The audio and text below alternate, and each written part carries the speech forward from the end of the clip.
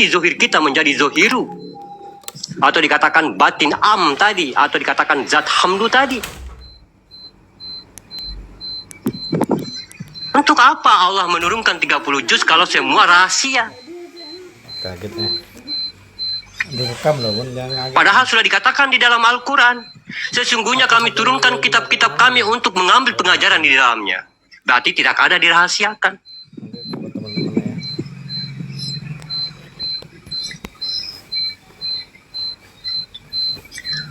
Nabi kita membelah bulan, apalagi? Ya, Nabi kita membelah lautan, apalagi? Ya. Kalau kita memakaikan akal, sahabat beriman tidak mampu.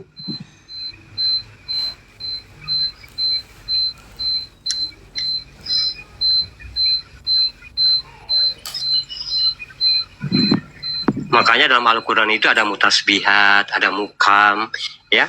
Mutasbihat bukan yang tersirat, ya, tapi hukum, ya, hukum jahiliyah. Tapi hukum jahiliyah ini kadang-kadang mereka mencari takwilnya untuk menjatuhkan, untuk memfitnah umat Islam. Yang tersirat itu dari Qodat Hijaiyah itu yang dikaji. Makanya kajian-kajian ini harus datang dari Qodat Hijaiyah tadi. Tanpa Qodat Hijaiyah apapun yang dia katakan belum ada kebenaran. Tanpa dia menyebutkan Qodat yang dikaji tadi. Tentang nur, tentang batin, mana Qodat Hijaiyahnya? Ya, alif lam lam ha. Ya. Alifnya mana? Ya, alif ini Qodatnya apa, makomnya apa, lam lam ini apa Qodatnya, apa makomnya?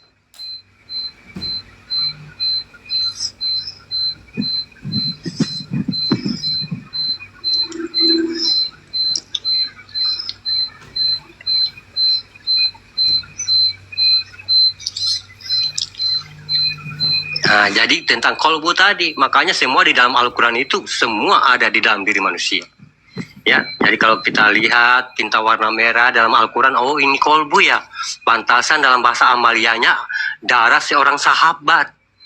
Ya, diteteskan di atas Al-Quran. Oh ini tuh maknanya. Ya, berarti maknanya adalah darah.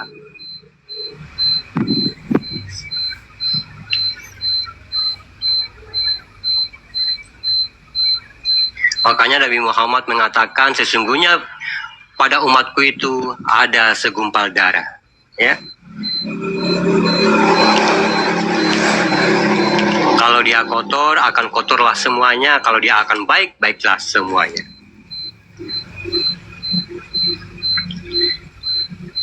Karena kolbu ini yang mengontrol, ya, yang mengontrol diri jasmani ini. Sebagai kekuatan, semangat untuk kita belajar. Ya, jangan pantang mundur. Ya, mungkin begitu sahabat beriman ya, makanya jangan kita merasa ragu-ragu karena minal jinnati wanas. Ya, Allah nggak suka bersifat jin atau dikatakan jenius.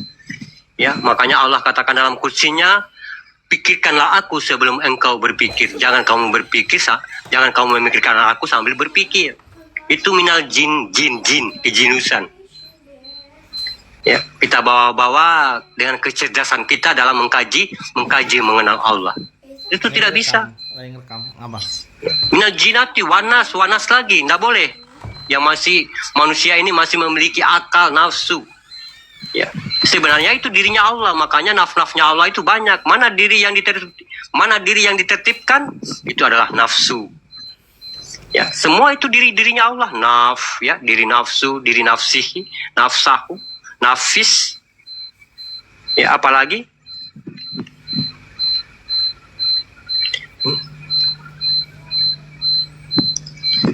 Itu diri nafsu ini yang harus ditertibkan, yang diperbaiki. Kalau diri nafis itu diri yang dibuang dalam sholat, yang saat kita takbir itu. Ya, atau dikatakan sifat kemanusiaan. Karena apa? Inilah yang menyelamatkan naf ini.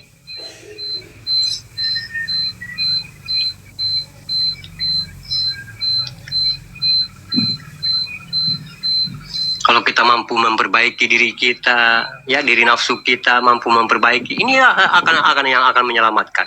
Nafsahu juga yang akan menyelamatkan, semua yang akan menyelamatkan. Ya.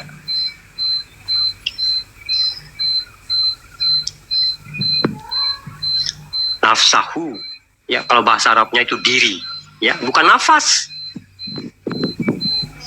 bukan nafas. Ya bahasa Arabnya itu diri artinya. Ya. Kita ini bukan bernafas, kita ini tidak bernafas, sahabat beriman. Kita ini nafas. Makanya nafas itu pada manusia nggak ada. Ya, nafas itu batin. Ya. Kita ini batinnya Allah. Atau dikatakan asma, bukan nasma. Ya mungkin begitu sahabat beriman ya. Alhamdulillahirrahmanirrahim. Mungkin Abah Waskito mau nyambungkannya ya.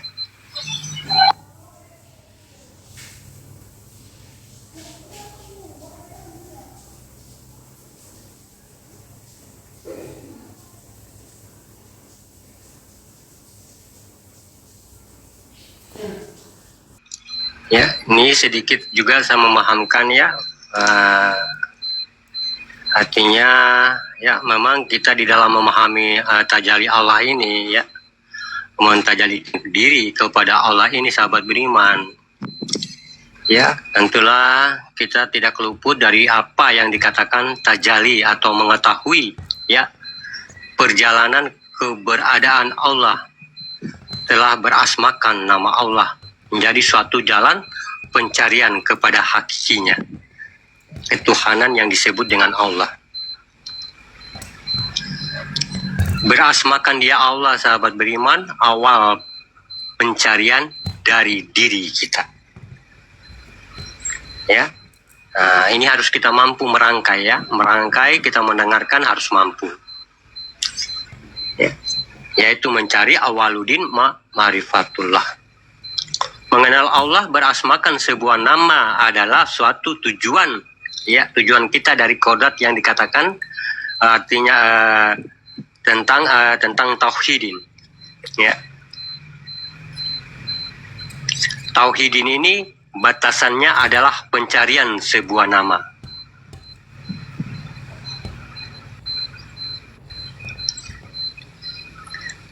Tetapi apabila kita meningkatkan pencarian terhadap hakikinya ketuhanan Allah, tentulah kita mencari nama mendapatkan diri. Mencari diri, mendapatkan Tuhan. Mendapatkan Tuhan dari si wujud diri.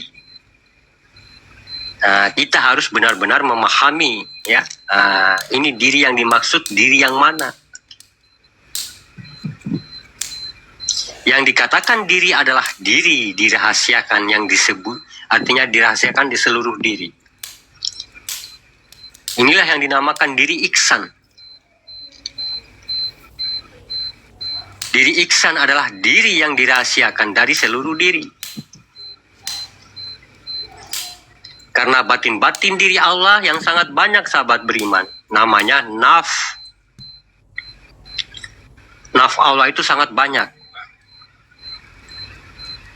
Nah, di dalam pencarian kajian diri sahabat beriman tentang ketuhanan Allah ini pencariannya adalah tajalli ya. Iya ya. Tajalli dari awal nama mendapatkan diri. Asmaul Husna. Ya, Asmaul Husna itu awal adalah namaku, akhir adalah diriku. Husna. Di situ ada hu, ada sin, ada na. Nah itu aku, sin itu kodak, hu itu adalah rahasia. Ya, sin atau nas. Asma itu namaku, husna itu diriku. Jadi setelah kita mendapatkan husnanya, disinilah kita baru bisa beranjak kepada sifat, yaitu tentang ketuhanannya. Nah, di sini kita mendapatkan sifat ketuhanannya tuh. Ya. Lalu mana sifat ketuhanannya? Itulah sifat keakuan bagi Allah. Jadi dari dalam hal ini sahabat beriman, ya, dua perkara di dalam kita belajar, mendapatkan ketuhanan diri kepada Allah, mendekatkan diri kepada Allah, ini adalah dua kodrat, dua tajalli.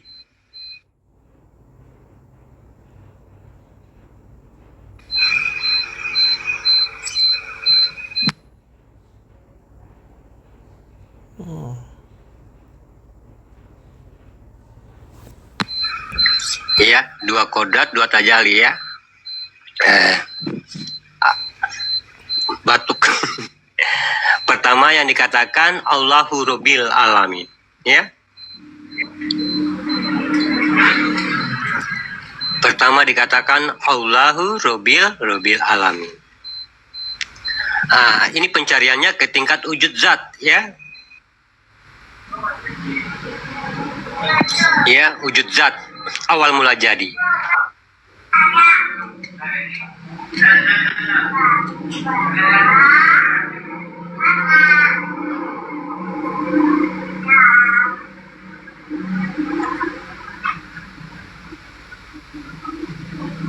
Sehat selalu, Pak Guru. Amin, insya Allah. Ya.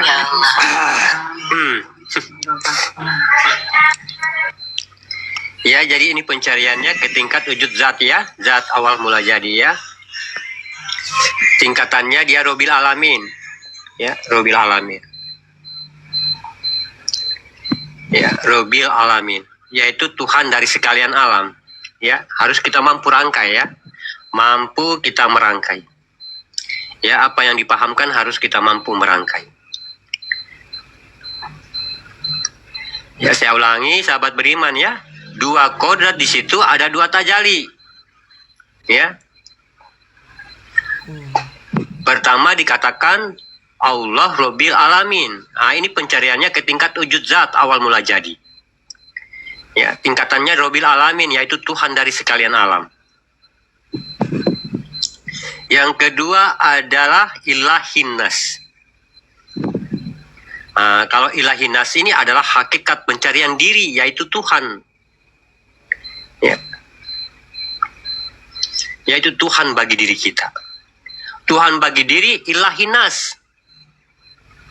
Dengan Rabbil Alamin memiliki dua fungsi di situ.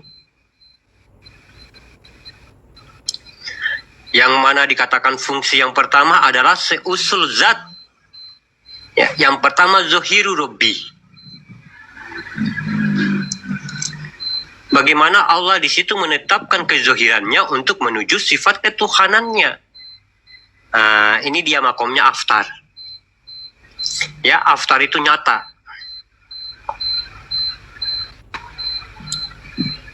Atau dikatakan Rabbil Alamin. Ya, ini sifatnya disembah oleh sekalian alam. Ya, bukan kita menyembah kepada alam, tapi alam menyembah kepada zat itu. Ya, kepada diri kita. Karena wujud zat yang didirikan untuk disembah sekalian alam, inilah hayatnya Allah. Ya. Inilah hayatnya Allah. Kita inilah hayatnya Allah, atau dikatakan nur. Jadi nur di dalam hayat menyembah pada zat. Nah, ini yang dikatakan Rabbil Alamin, Tuhan dari sekalian alam. Jadi ini ada keterpisahan. Nah, lalu bagaimana dengan Ilahinasnya?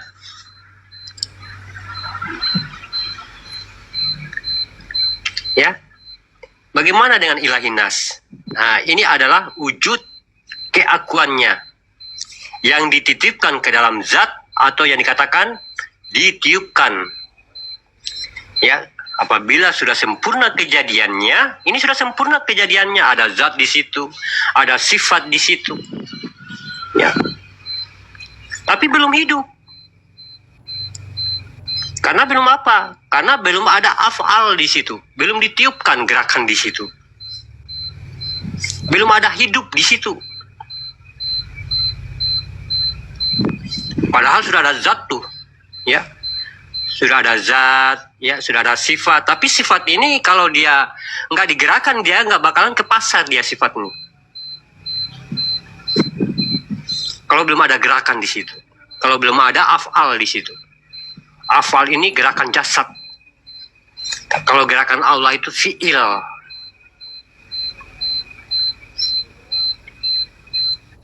Karena belum ditiupkan oleh ruhnya, ya.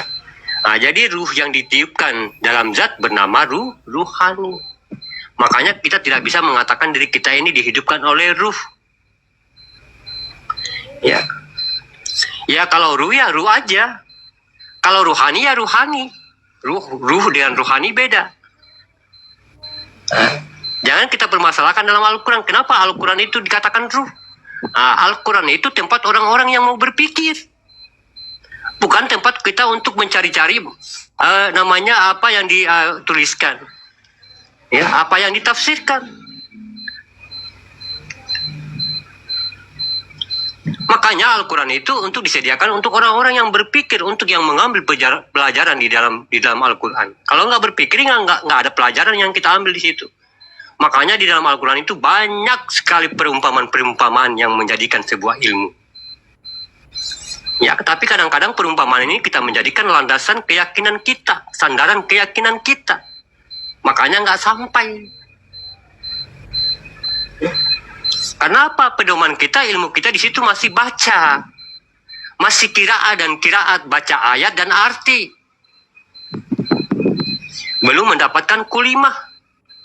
Atau intan atau makna di dalam Al-Quran yang dikaji dalam hijahiyah tadi. Contohnya apa? Allahu Akbar. Ini kalau secara arfiah, secara kiraat dan kiraat, ini Allah Maha Besar. Allah Maha Besar. Nah, tapi kalau secara tersirat, secara hakikat, Allah itu yang mana sih? Kenapa ada hu di situ? Berarti hu ini pemiliknya, berarti hu ini yang bernama Allah. Oh, baru pulang tamunya, Masya Allah.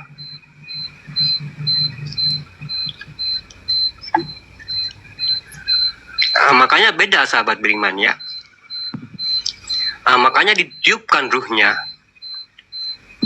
Ruh ini yang ditiupkan zat bernama ruhani. Kalau kita berbicara tentang zat, karena ada zat kunah, ada zat kunal. Ada kun fayakun. Mana zat yang jadi dan mana zat yang terjadi. Iya, udah taruh sini. Ya, tapi Tuhan itu bukan zat. Tapi dia bersifat kepada zatnya. Makanya di dalam Qudsi mengatakan, jangan kamu bertafakur kepada zatku, bertafakurlah kepada sifatku. Ya, kafir kita kalau kita mengatakan Tuhan itu zat. Tapi kafirlah kita juga kalau kita tidak mengimani zatnya. Nah, makanya dikatakan faiza sawaitu wa nafaktu fihi min ruhi faqaul lahu sajidin. Ini adalah luputnya keakuannya kepada wujud, artinya tenggelamnya. Ini adalah menyembah. Yang ini yang menyembah nih. Jadi ada dua perkara. Di dalam berdiri, di dalam sholat, ya. Ada kalanya dia berdiri disembah, ada kalanya dia berdiri menyembah. Kalau dia berdiri disembah dengan Rabbil alaminnya, disinilah zat kuna, zat awal mula jadi, adalah hayat atau nur.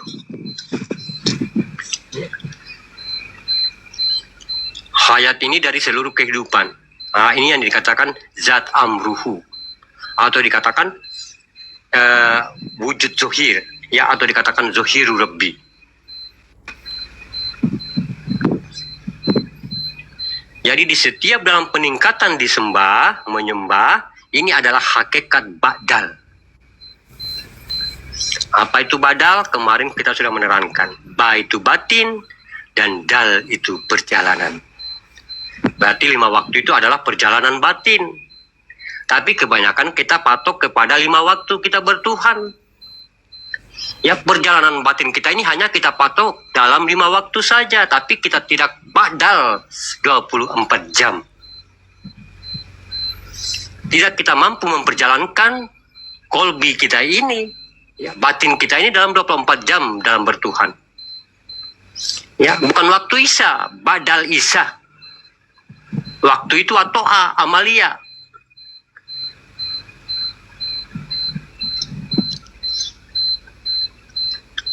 Ini yang wahid tunggalnya, di mana keakuannya luput di dalam wujudnya sendiri.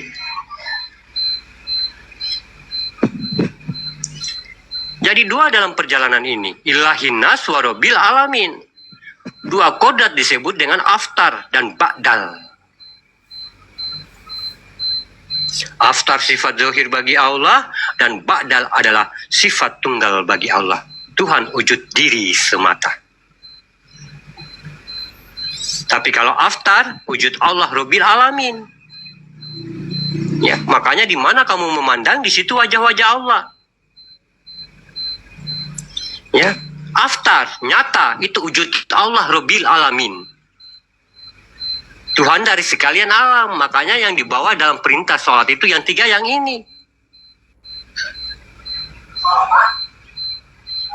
Ya. Apa perintah dalam sholat yang tiga itu yang kemarin malam yang saya sampaikan? Mungkin sahabat beriman kita sudah paham di sini.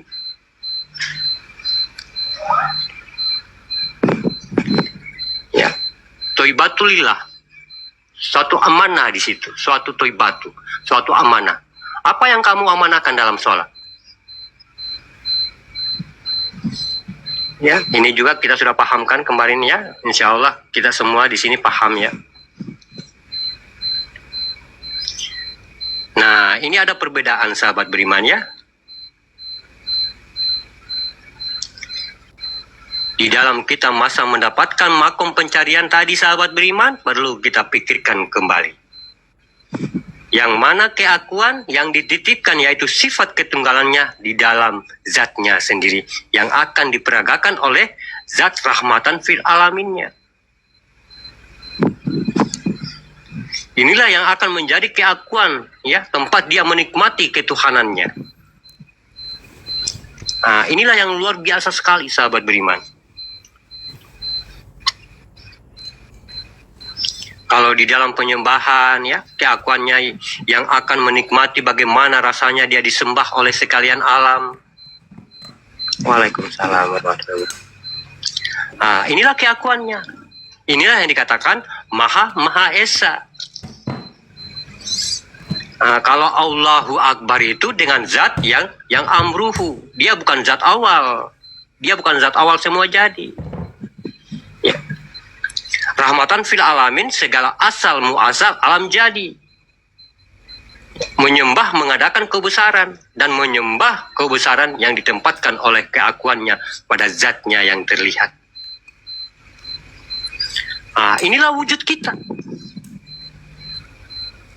Nah, jadi saya katakan lagi, kalau saya mengatakan wujud, jangan sekali-kali berhadapan dengan batang tubuh. Ya, karena itu adalah alam bagi diri kita. Ya, itu batasan manusia. Tapi berhadapanlah siapa yang menggerakkan tubuh itu, siapa yang mampu membuat dia berdiri. Nah, itu yang harus kita pandang. Ini yang dikatakan wujud, itulah wujud. Ya. Makanya dikatakan zohiru, bermau di situ, rahasia.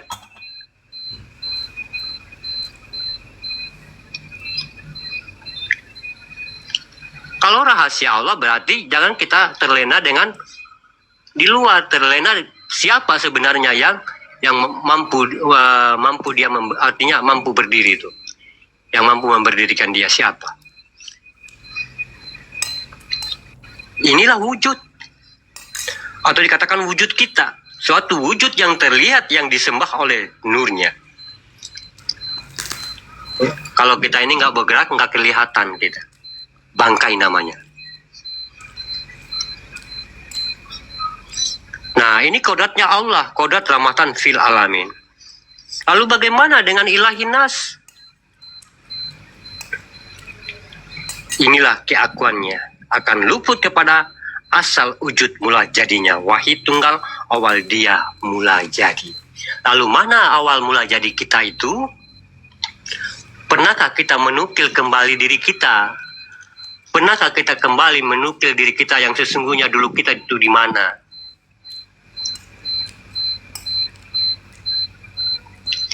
Nah, disinilah adalah sifatnya.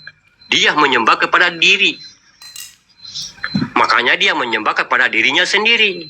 Inilah yang dikatakan. Ya. Al-ma'buduni al-wahidun al-ahadun. Hanya diriku yang satu yang bisa menyembah pada wujudku yang satu.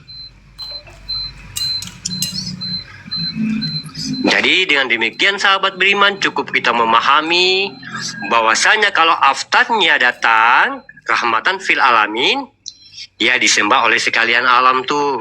Nah, ini Tuhan sekalian alam tuh. Ya. Ada semua makhluk. Nah, semua ada. Apa yang ada di alam ini? Keduanya ini tadi. Ya. Makanya sahabat beriman, ya, semua alam ini akan bertasbih kepada Allah. Ya. Sementara Allah ini alif lam lam ha. Ya, makanya makanya disebut dengan ah.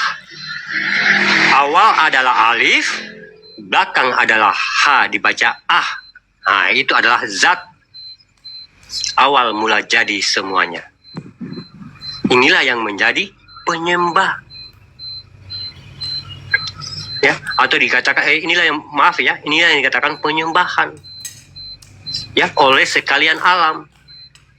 Jatuhnya alif aftar atau alif nyata yang tersurat. Berarti zohirnya adalah nur kasiyah di situ. Wujud zohiru Rabbi. Ada pada diri kita sebagai khalifahnya Allah di muka bumi.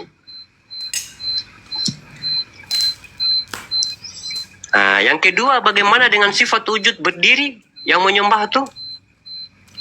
Nah, berdiri menyembah pada sifatnya sendiri. Inilah keakuannya. Nah, keakuannya adalah ruh yang ditiupkan pada zat bernama rohani. Inilah luputnya di dalam wujud tunggalnya tadi. Sebagaimana dikatakan dalam sejatinya diri atau diri yang sejati. Apa yang dikatakan diri yang sejati, sahabat beriman? Bagaimana kita bisa dilayani oleh diri kita dalam kehidupan sehari-hari. Itulah salah satu sifat wujud diri sejatinya Allah yang diberikan kepada martabat ketuhanannya, yaitu Zohiru Rabbi. Ya, inilah zat an'am yang terlihat, sahabat beriman, sebagai artinya panutan segala nur yang ada di sekalian alam. Apakah kita sudah mampu di sini? Ya, kita membatinkan zohir kita ini. Dan batin ini kita menzohirkan, sudahkah kita mampu di situ? Membanting, ya, kita membuat zohir ini menjadi batin, ya, lalu kosong ini kita membuat dia menjadi zohir, batin ini membuat dia menjadi zohir, ya, atau dikatakan diri an'am tadi. Apakah diri an ini mampu dia menjadi sebuah diri am? Na an'am ta'ala ihim.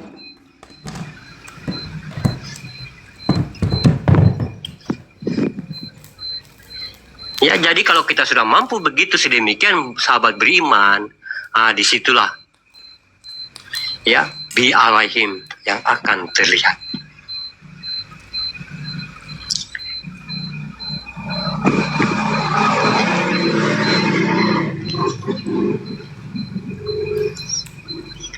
Luput keakuan kita, luput sifat nyata kita, luputkan diri dalam kekosongan yang asal usul mula dari diri kita tadi.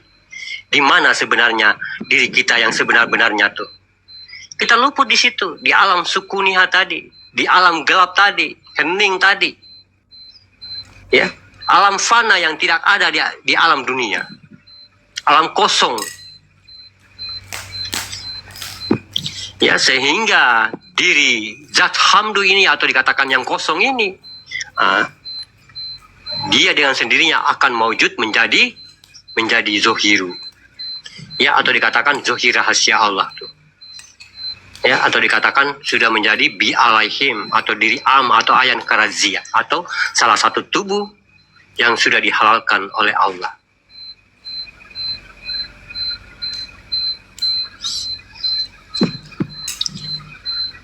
Ini yang harus kita capai. Nah, kalau kita sudah mampu menundukkan alam ini, sahabat beriman, alam di luar itu akan juga ikut tunduk. Tidak perlu kita. Makanya kadang-kadang kita itu menemukan orang yang mampu menurunkan air hujan, ya. Mampu dia memberhentikan air hujan, mampu meredakan gelombang. Nabi kita mampu membela lautan, Nabi kita mampu membela bulan. Ya, kalau manusia itu nggak mampu. Ya, yang mampu di situ adalah Allah. Makanya tadi saya bilang, ya, kalau semua sudah nyata bi alaihim, sudah meliputi sekalian alam ini, dialah yang berkehendak atas segalanya tuh. Yang terheran-heran itulah yang akal itu. Yang terheran-heran itulah manusia, yang makhluk. Ya, makanya yang heran itu makhluk. Bukan manusia. Manusia nggak, artinya kalau dia manusia dalam potensi batin Allah nggak bakalan heran. Dia cuma palingan dia cuma ngomong. Itu palingan juga Allah yang buat. Gitu aja.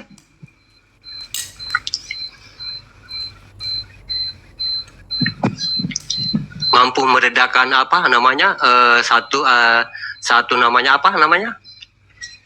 satu badai angin. Ya. Amin. Ya, Nabi Isa mampu meredakan gelombang karena di situ bukanlah manusia. Kenapa? Karena di diri beliau-beliau ini, sahabat beriman, nabi-nabi ini sudah diliputi oleh yang kosong tadi, yang bi alaihim tadi, yang tidak ada asal usulnya di dunia ini. Nggak ada. Ya, nggak ada. Makanya kita ini adalah wujud yang paling tertua di alam semesta ini. Sesungguhnya manusia itu sudah ada, tapi belum terlihat di surat Maryam.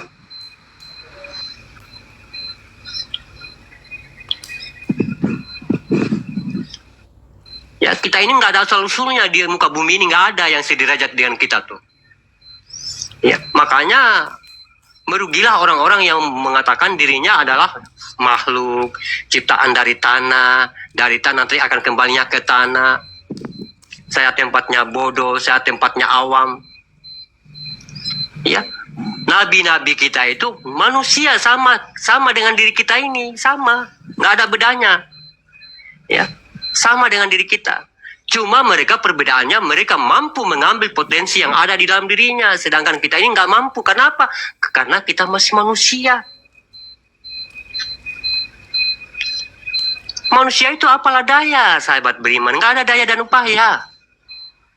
Makanya saya katakan lagi tadi, kalau kita masih manusia mencari Tuhan, sampai mati pun nggak bakalan kita ketemu tuh. Tapi bagaimana diri dengan diri yang akan, artinya diri ini yang akan mencari diri. Kalau ketemu bukanlah diri.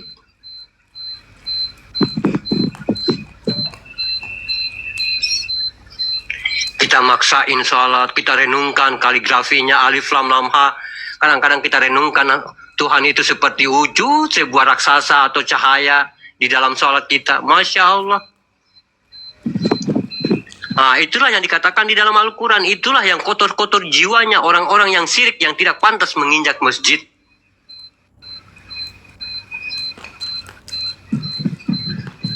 Itu yang dikatakan najis oleh Allah. Makanya kalau dalam bentuk tersuratnya Al-Quran, ya, itu satu peringatan yang tegas, itu mode keseriusan bagi Allah.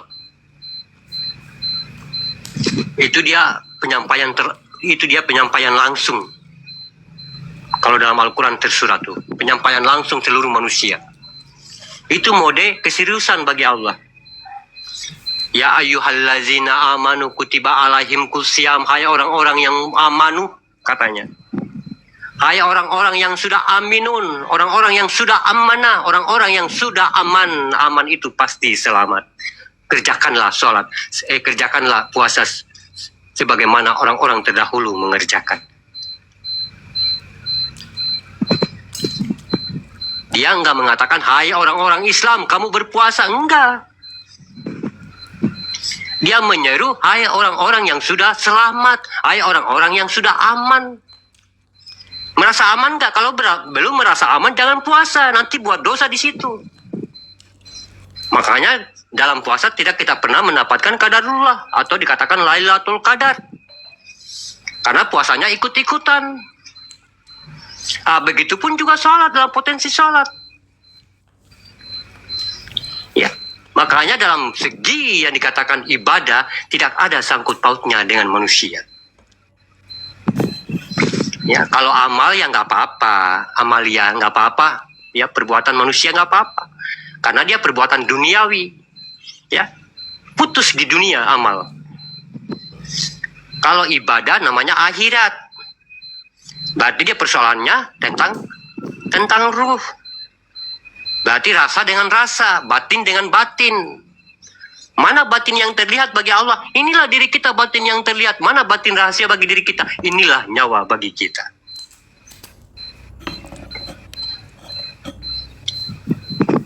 Maksa sholat, ya dengan keakuan diri di situ, susah mau fokus, pikiran melayang-layang. Kenapa? Kita manusia tidak mampu akan bertajalli. Makanya Nabi Muhammad mengatakan, ya, sholatlah engkau seperti engkau melihat aku sholat. Tidak ada manusia yang mampu khusyuk.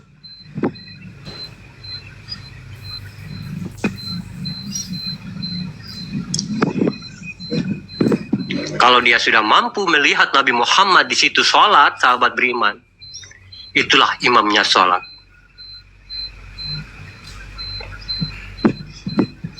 Ya, di situ hanya kita bagaimana memandang penyaksian tadi, gerakan tadi. Ya, dia ruku, dia sujud tuh. Ya, yang menyaksikan ini hanya mampu memandang bahwa dia dirinya disembah. Ya, dia mampu, artinya dia hanya melihat di situ Rabbil Alaminnya, sifat kehambaan bagi dirinya. Ya, dia melihat tuh, dia sujud, dia berdiri, dia ruku, dia sujud lagi, berdiri lagi. Dia mengikuti dengan keinginan hasrat dalam hatinya. Bukan berarti bukan rohani mengikuti jasad, tapi jasad mengikuti rohani. Sesuai dengan keinginan yang menyaksikan tadi, melihat sifat kehambaan bagi dirinya, bahwa artinya dia disembah di situ. Dia menikmati di situ dia disembah.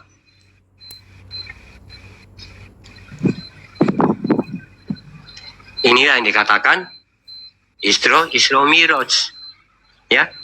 Isra Miraj itu bagaimana kita berjalan menuju ke tempat ibadah itu, kita sudah bertuhan di situ untuk berjumpa dengan Tuhan. Ya. Itu namanya Isra Miraj. Isra, perjalanan untuk menuju kepada Tuhan. Sampai kepada masjid itu dikatakan Miraj. Miraj itu berpindah. Ya, makanya ada sejadah di depan tuh. Itu tempat batasan. Jangan coba-coba diinjak kalau kamu belum tahu ilmunya. Dosa kamu, karena kamu sama halnya menginjak Al-Quran, as-sejadah, batasan. 32-23 dibalik sebagai surat Al-Mu'minun. Beruntunglah orang-orang yang khusyuk dalam sholatnya. Siapa yang beruntung? Orang-orang yang beriman.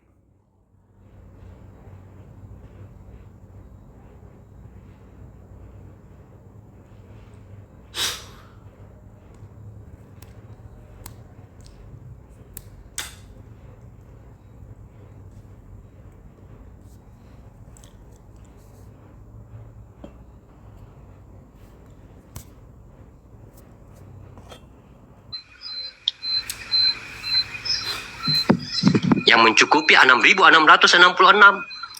Al-Quran. Makanya yang menyempurnakan adalah Mim Ha Mim Dal. Mim Ha Mim Dal ini yang mana? Bani. Yang dulunya zaman Nabi dibalik menjadi zaman Bani. Mana zaman Bani? Inilah kita nih, penerus para Nabi. Makanya tenggelamnya sejarah mereka, sahabat beriman, itu diwasiatkan kepada diri kita semua. Nabi-nabi itu. Mereka tidak kemana-mana, kepada diri kita semuanya. Makanya assalamu alaika ya ayuhanan nabiyyu.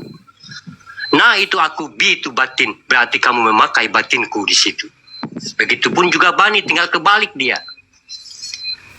Bani, ba itu batin, ni itu aku.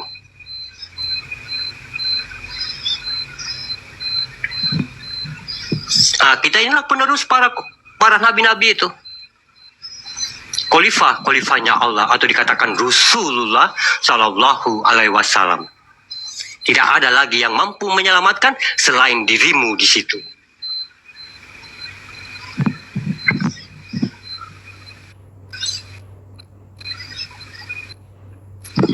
Makanya dikatakan tumbadil.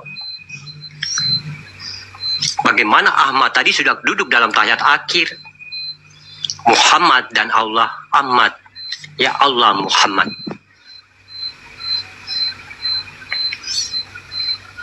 Apa yang kita saksikan? Ke kiri, ke kanan. Sekalian kepada alam, sekalian kepada makhluk, sekalian kepada yang hidup.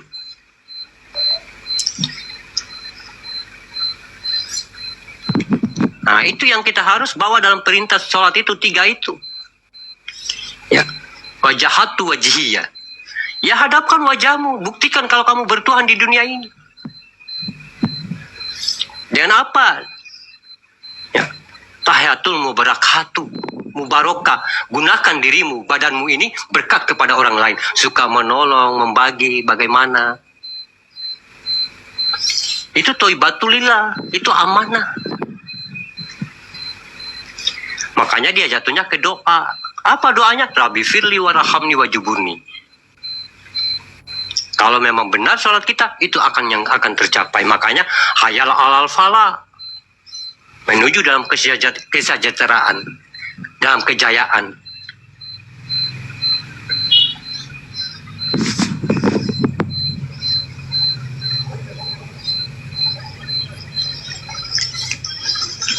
Rujukannya tetap kepada bacaan sholat. Nah, kalau bacaan masih kauli, ya kalau bacaan masih kauli, makanya kadang-kadang kita dalam sholat menemukan imam ya cepat sekali gerakannya. Itu bukan lagi pakai kauni, pakai pandangan.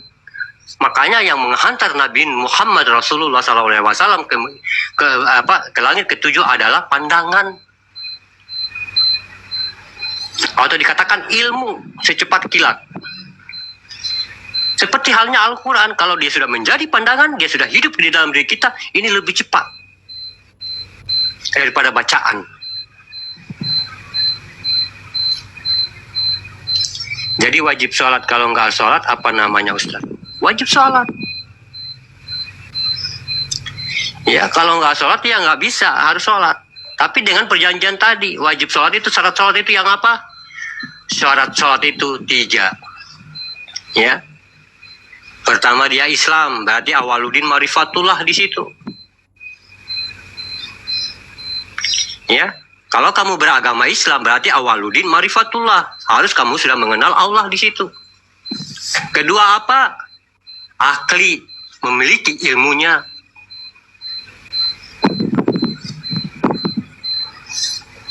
Ya, yang ketiga apa? Hamba Allah adalah balik.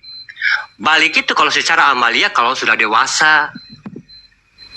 Ini bukan persoalan dewasa tidak dewasa. Kadang-kadang anak 10 tahun umur 12 tahun, kadang-kadang dia bertanya kepada anak ibunya, "Ma, siapa itu Tuhan? Di mana itu Tuhan?" Nah, ini sudah sampai pada kesadaran sejati. Ini namanya balik. Sudah sampainya seseorang kepada kesadaran sejatinya untuk mengenal Tuhan yang sebenarnya. Tapi kadang-kadang kita orang tua yang nggak tahu apa-apa, ya dia di langit, nah di langit, di aras tuh duduk.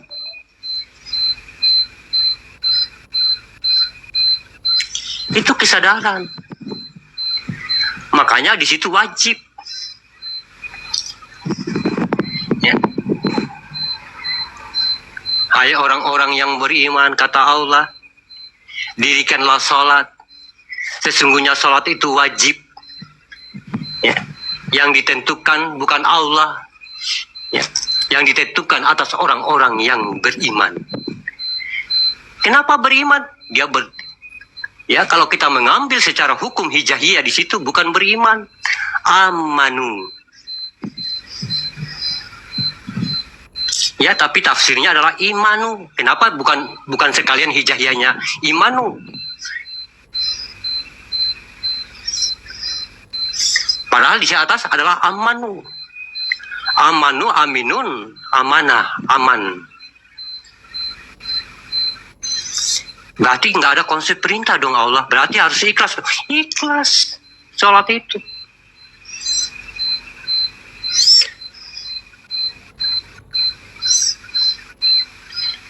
Dia wajib, bukan kewajiban. Bukan satu peraturan ataupun satu perintah.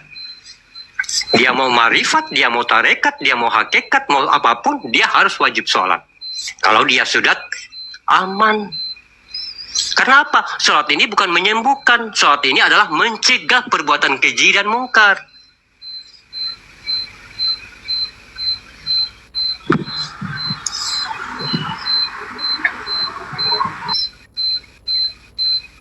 Kebanyakan justru yang merasa kenal Allah sudah menjadi anak.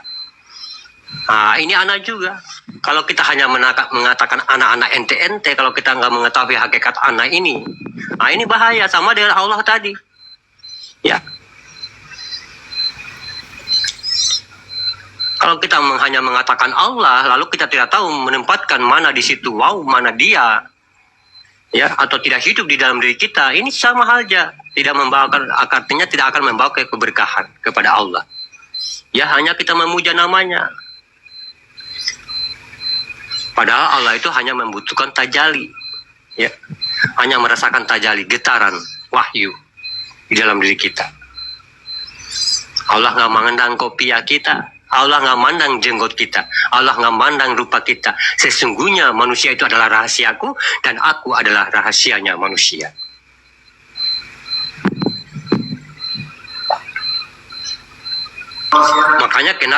Makanya kenapa semua harus dihidupkan. Apa yang kita baca di dalam Al-Quran harus kita hidupkan menjadi kauli. Ya, kita memulangkan kodrat Al-Quran semula sebagai wahyu dalam potensi koriri, kolbi dan apa yang namanya kaulia.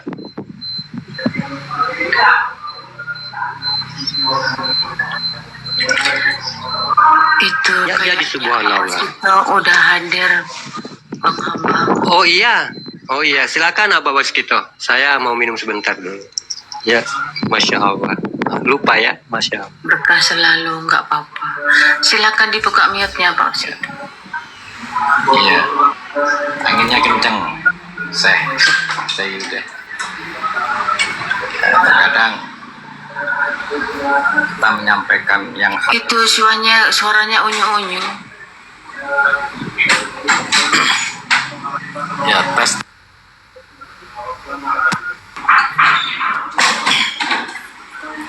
Ya, terkadang kita menyampaikan sesuatu yang hak itu, ya, kita harus terjeda kan gitu ya. Terkecuali forumnya itu berbeda, forumnya itu privat gitu ya. Terdengar ya ini? Masih unyu ya? Sedang, Oh. agak balita. Iya. Saya itu dari tadi headset itu di kuping saya kan gitu. Terus, nggak dengar. Jadi habis sholat maghrib itu Oh, ada subhanallah. tamu. Nah, tamunya adalah malaikat mulhimah. Jadi kalau itu yang datang, kayak semuanya ini nggak terlihat, nggak terdengar. Nah, malaikat mulhimah ini yang mendampingi arwah. Nah, arwah itu ya tergantung kita jelajahnya ya, mengenalnya secara batiniah, secara rohaniah kita itu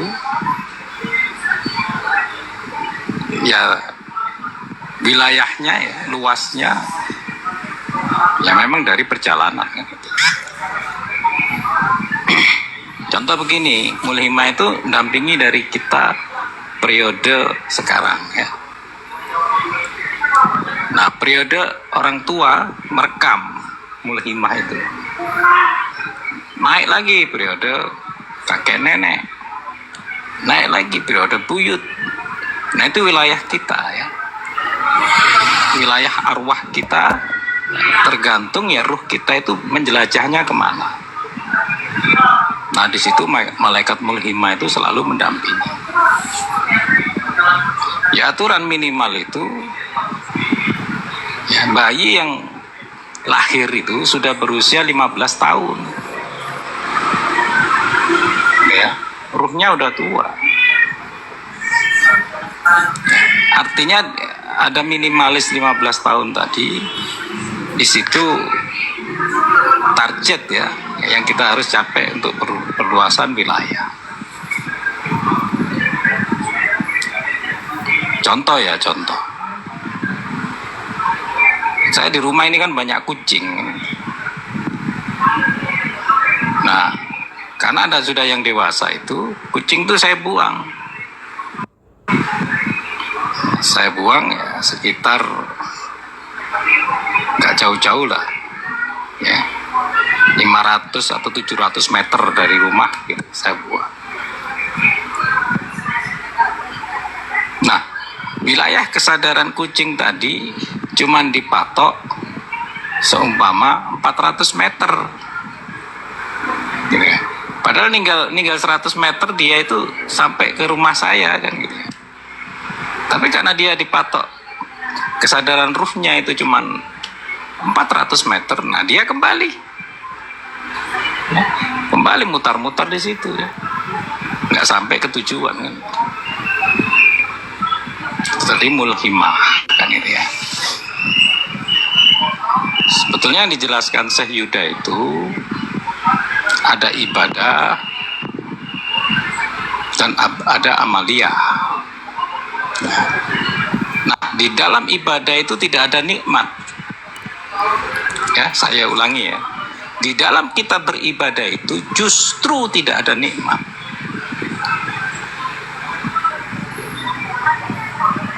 Nah, yang ada nikmat itu di amaliyah. Jadi kalau bicara ibadah, itu kita kembali kepada Allah wujud kidam bako mukhalafatul lil khawatis qiyamuhu binafsihi wahdaniyah. Ya. Bicara ibadah kita harus melihat wujud.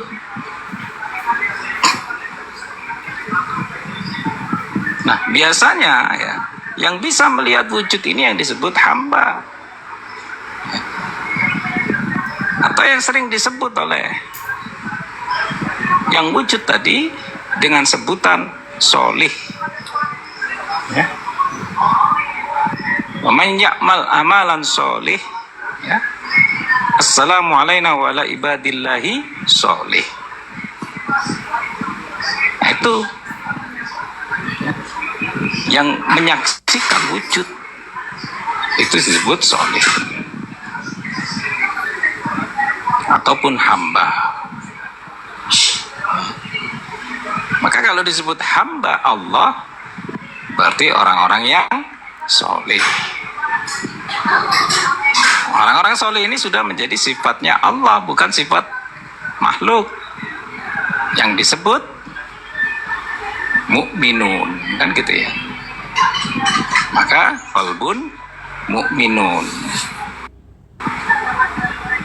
Nah, itu yang disebut Baitullah. Disebut rumahnya Allah. Jadi kalau bicara ibadah, ya, Allah wujud kita bakok mukhalafatul lil khawatis qiyamuhu binafsi wadaniyah, di situ. Berputarnya di situ. Nah, kalau sudah tahu wujud kidam, sedia kalanya ada ya. Mau kamu ada, mau kamu tidak ada, yang sholat itu kidam. Makna sholat itu kan terhubung. Dan bako, kekal. Dan itu nggak terputus, sholatnya kekal. Nggak ada waktu sudah. Nggak ada waktu.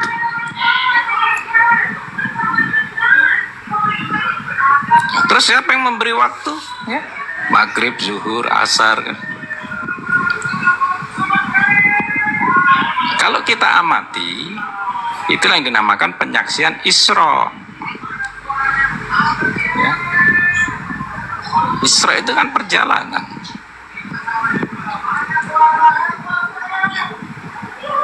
Maka di sini, di manakah nikmat Allah itu bisa kita rasakan? Nikmat Allah hanya bisa kita rasakan di maknawiyah.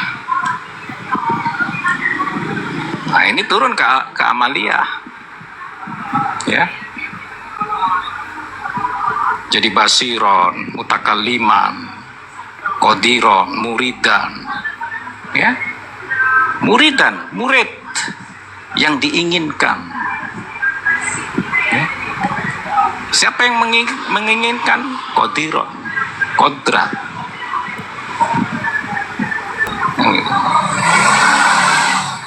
Jadi ketika nikmat itu harus kita pandang Allah. Itulah maknawiyahnya. Segala sesuatu nikmat harus kita pandang Allah. Kalian habis melakukan sholat jamaah sama istri, kan gitu ya. Akhirnya dilanjutkan menyatu, bergumul, bersetubuh. Nah, ketika terjadi nikmat, kamu harus memandang Allah ya, agar nikmat itu berulang. Jangan melihat, karena istriku aku merasakan nikmat. Gak bisa ya. Nah, itu yang nanti akan menjadikan berulang terus. Nah, itu dinamakan tabungan kebaikan kita. Segala bentuk bahagia, segala bentuk nikmat, kalau kita menyatakan itu Allah, itu yang dinamakan tabungan kebaikan diri jannah. Ya. Jadi kalau bicara nikmat, larinya kemana? Ya itu tadi, qadiron, muridan, basiron, mutakalliman, hayat, sami'an. Ya. Nah, itu yang nikmat. Yang bukan nikmat, yang sifatnya Allah, hayat, ilmu, kalam, basor, sama, kodrat, irodah. 7. Nah, itu sifat. Ada sifatnya Allah. Nah, karena percikan sifatnya Allah terjadi nikmat yang disebut maknawiyah.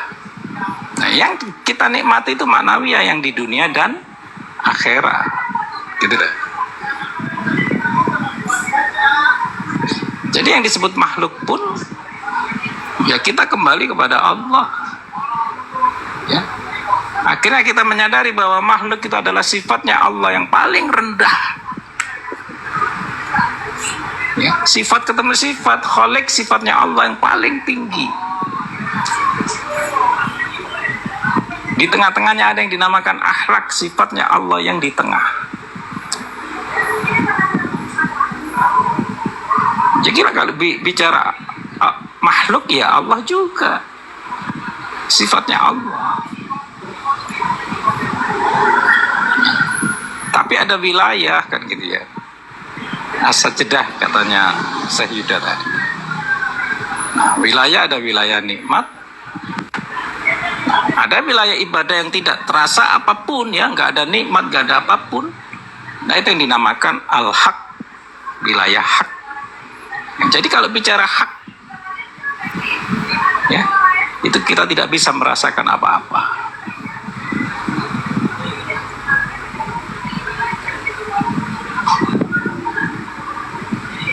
Yang ada hanya abdi, wa nahnu abidun ya. Abdi, abid, sang abid.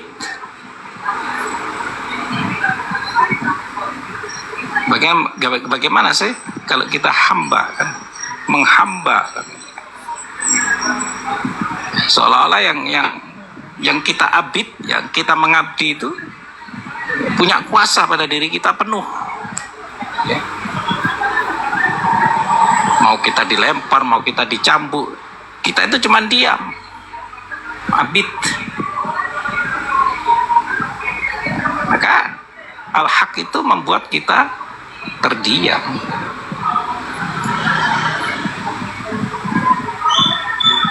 Nah, kalau masuk wilayah nikmat tadi, maknawiyah, itulah yang kita bisa mengambil yang disebut hikmah. Kalau sudah wilayah abid tadi ya, Allah wujud kita mbako khalafatul lil khawadis qiyamu binafsi wahdaniyah ya, disitulah disebut terhubung gitu ya. Nah, yang bisa menyaksikan itu yang dinamakan nikmat tadi, soleh tadi. Siapa yang bisa menyaksikan? Basiron mutakalliman. Aku bisa menyaksikan ya, karena disaksikan oleh dia. Aku melihat dengan dia. Aku bisa berbicara begini karena mutakalliman ya, dikalamkan oleh dia. Yang disebut dia itulah yang disebut aku hu. Maka Rasulullah menyatakan sholatlah ya, seperti aku sholat. Kalau sudah bilang aku, Muhammad sendiri pun melihat aku. Ya, di situ Nabi Muhammad itu nggak merasa sholat karena dia sendiri melihat aku. Nah, aku yang sholat itu yang disebut al-haq. Ya, dua menjadi satu. Tidak lagi melihat sifatnya Allah, tidak lagi melihat Allah, ya. Tapi yang dilihat adalah hu atau aku tadi. Al-haqqu minallah. Ya. Nah, semuanya ini masuk dalam lingkaran kesadaranmu. Ya. Bukan terpisah. Mau yang disebut al-abid tadi ya masuk kesadaran, satu kesadaran. Ya. Mau yang disebut nikmat tadi makhluk, masuk satu sadar. Ya, satu kesadaran. Nah, cuman wilayah sadar ini mau gede mau kecil ya tergantung perjalanan ruhmu tadi. Ya. Jadi nama saya Basaruddin itu sebetulnya rahasia ya, yang diperuntukkan untuk saya ya, karena orang tua sendiri tidak ngerti ya, karena Basaruddin ini adalah sosok yang selalu didampingi oleh mulhimah tadi, malaikat ya, ternyata beliau berada di, saya jelajahi ada di 12 level. Bisa kalian bayangkan 12 level. Periode sekarang ini 1 ya, periode orang tua 2, periode kakek 3, periode buyut 4, periode cangga 5 ya.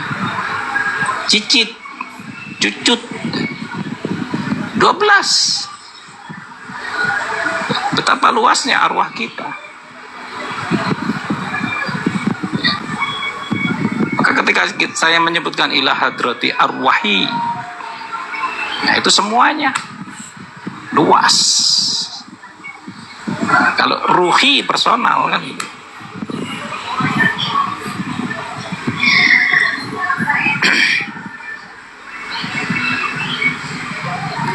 Nah itu ya, termasuk sirnya Allah.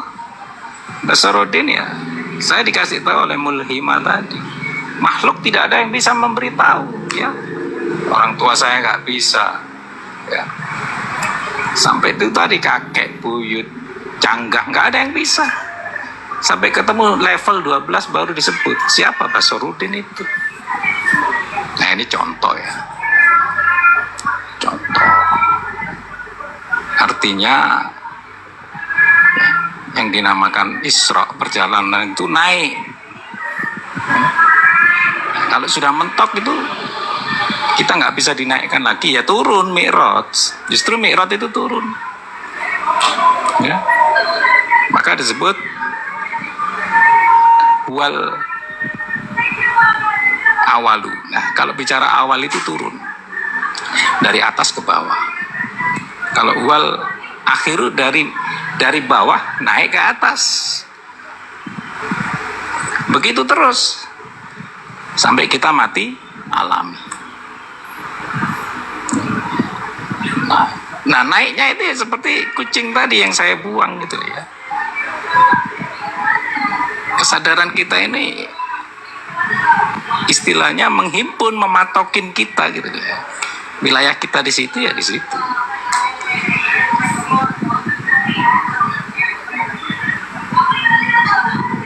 Kayak Sayyuda ini luar biasa, Masya Allah, banyak sekali istilah dan beliau mampu gitu ya. Seumpama memori ini dia tidak luas wilayahnya, ya mungkin turun lagi. Saya nggak bisa ngikutin Sayyuda karena dia diberi wasilah ya oleh Allah melalui ruhnya, itu lebih luas, wilayahnya lebih luas dan lebih luas juga yang dicakup, lebih luas juga yang dicakup. Nah, kalau kalian belajar tasawuf, kalian akan dipahamkan siapa malaikat mulhimah. Nah, mulhimah ini melalui sufiah dulu ya gitu ya. Sufi. Maka kemarin disinggung oleh Sayyuda, Sufia itulah yang dinamakan warnanya kuning. Ya, beliau itu yaitu tadi ya, sang Sufi itu ya yang suci. Ya, suci itu kuning keemasan bentuknya ya, seperti lambangnya Sayyuda ini nun ya. Itu menunjukkan kesufian. Nah, latar belakangnya hitam itu yang disebut mulhimah. Ya. Hitam kelam itu yang disebut wujudnya Tuhan. Ya, kalau kalian ingin tahu wujudnya Tuhan, ya hitam itu, gelap itu. Seperti background TikTok ini. Wujud Tuhan bukan Tuhan. Ya. Nah, nanti wujud Tuhan itu akan menghancurkan hitam kelam tadi. Yang sesungguhnya Tuhan, yang bukan wujud Tuhan, akan menghancurkan yang hitam kelam tadi. Nah, itu yang disamakan Laisa ini. Semuanya akan dihancurkan.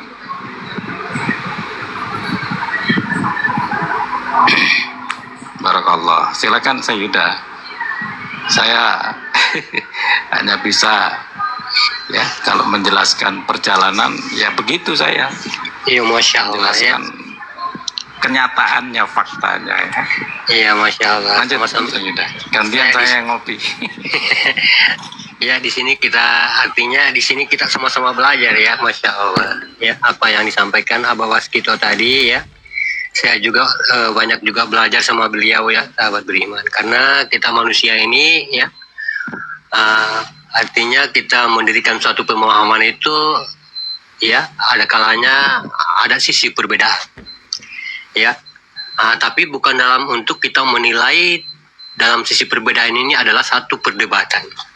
Ya, atau satu kondisi yang memang dia jalannya berbeda dengan saya ya, gitu ya, semua sama menuju jalan Allah ya, sama. Jadi sedikit saya luruskan tadi tentang makna amalia ya, minta maaf sebelumnya ya. Ya, memang sahabat beriman, nikmatnya sesuatu ibadah itu adalah perbuatan kalau sudah kita berbentuk menjadi wal zahiru rabbi tadi ya, wal batinu abi. Artinya di situ kita sudah turun ke syariat, makanya puncaknya marifat adalah syariat. Ya. Artinya di situ tidak lagi kita mengakui bahwa tubuh ini adalah tubuh kita. Ya, karena sudah di situ menjadi bi alaihim, atau saya katakan tadi diri diri yang terlihat atau diri aftar atau alif nyata di situ. Ya. Ah, jadi sahabat beriman, jangan kita di sini salah paham tentang amalia. Amalia itu sa'diyah atau perbuatan yang tidak langsung. Ya, makanya saya selalu mengatakan amalia. Ya, amalia itu dalam pengakuan artinya kita yang mengaku, merasa berbuat. Ya, merasa kita yang berbuat, merasa kita yang bertindak. Kalau dalam bahasa ilmu itu namanya amalia. Artinya dia amalannya putus di dunia. Ya, gitu sahabat beriman ya. Nah, tentunya marifat itu memang nikmatnya apa yang dikatakan Abah Waskito tadi, nikmatnya adalah amalia. Ya, mungkin Abah ini maksudnya yang dikatakan syariat. Ya, Masya Allah memang benar ya. Puncak kenikmatan dari marifatnya seseorang, ilmunya seseorang itu kembali kita kepada syariat. Tapi sudah tadi, yang mana yang dikatakan tadi, yang seperti Abah Waskito katakan, ya. Sholatlah engkau seperti engkau melihat aku sholat. Itu sudah mantap syariatnya. Ya, atau dia sudah mampu memandang imam sholatnya pada dirinya. Itu yang sudah mantap syariatnya. Nah, inilah kita bagaimana kenikmatan di situ atau yang dikatakan nikmat. Ya, dengan kita memandang diri kita tadi, tapi dalam kesadaran, sudah dalam kesadaran. Ya, tidak ada lagi kita merasa memiliki di satu tubuh itu atau di satu wujud itu. Nah, disinilah puncak kenikmatan sahabat beriman dalam sholat itu. Ya, Masya Allah ya sahabat beriman. Ya, tentunya ini semua untuk kita sama-sama melengkapi ya. Masya Allah. Nah, jadi syariat itu himpunan dari la ilaha illallah ya, syariat, tarekat, hakikat, marifat ya, gitu sahabat beriman ya. Kalau sholat ini kan artinya sholat ini, puasa, itu kan artinya hukumnya memang wajib kita semua, walaupun kita marifat, wajib sholat. Ya, gini, gitu ya. Wajib sholat, wajib puasa, gitu. Itu hukum, artinya di situ memang sudah ditetapkan, walaupun dia marifat. Yang dikatakan syariat di sini adalah yang tubullah tadi. Yang mana yang dikatakan tubullah, lam alif itu. Yang mana yang lam alif, wal zohiru rabbi tadi, wal batinu abi. Itu syariat. Ya, ilah sebagai hakikatnya, yaitu rasa. Makanya kenikmatan itu ada 4 ini, kenikmatan dalam sholat ini. Ya, tidak terpisah ruang dan waktu nih. Ya, 4 dimensi tidak mampu kita memisahkan. Kalau kita cuma mengandalkan rasa tanpa syariat, ya mending kita di rumah aja, sholat pakai nafas di masjid. Ya. Gitu. Tapi kalau kita hanya mengandalkan syariat, berarti kita hanya merasa di situ wujud ya, merasa diri kita di situ. Berarti di sini syariatnya masih fikih. Makanya fikihnya itu harus naik, fako namanya, faham. Ya, paham tadi menuju mana? Menuju kepada syariatul Nabi yang dikatakan tadi. Ya, sholatlah engkau seperti engkau melihat aku sholat. Sudah mencapai dalam syariatul Nabi, baru kita mampu naik kepada syariatullah. Ya, syariatullah di situ sudah kita bagaimana yang dikatakan sholat husnu, menjaga dalam kita berdiri di dalam sholat itu bahwa sesungguhnya di situ hanya perbuatan Allah. Ya, berdirilah engkau dengan khusyuk karena hanya Allah Ta'ala di situ. Ini sudah syariatullah, sudah mantap syariat kita. Inilah satu kenikmatan, makanya tidak bisa terpisah dengan marifat kita.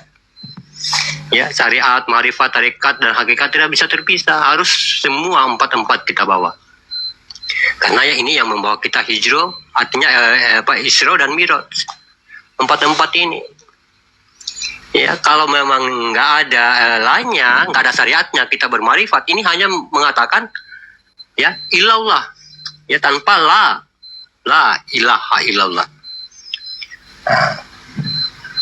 Kalau kita tidak menggunakan hakikat, tarekat, dan marifat, ini hanya kita mengucapkan dalam tauhid tadi, la.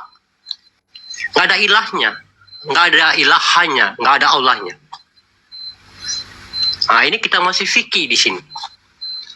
Ya, tingkatan kita syariat fikih. Gitu sahabat beriman. Makanya syariat itu banyak tingkatannya tuh. Ya, bukan cuma satu. Ada hakikatnya syariat, ya. Syariat itu ada hakikatnya. Ya, ini lebih apa namanya? Kadang-kadang Cakman ya yang menjelaskan itu. Cuma saya kan di sini kedudukan saya kan kita sudah mempelajari cukup jauh gitu ya, cukup jauh, makanya saya tidak pernah kembali lagi gitu untuk menjelaskannya. Gitu. Kadang-kadang Cak Man hadir di sini untuk menjelaskan syariatnya hakikat. Itu syariatnya hakikat. Ya banyak sahabat beriman ya.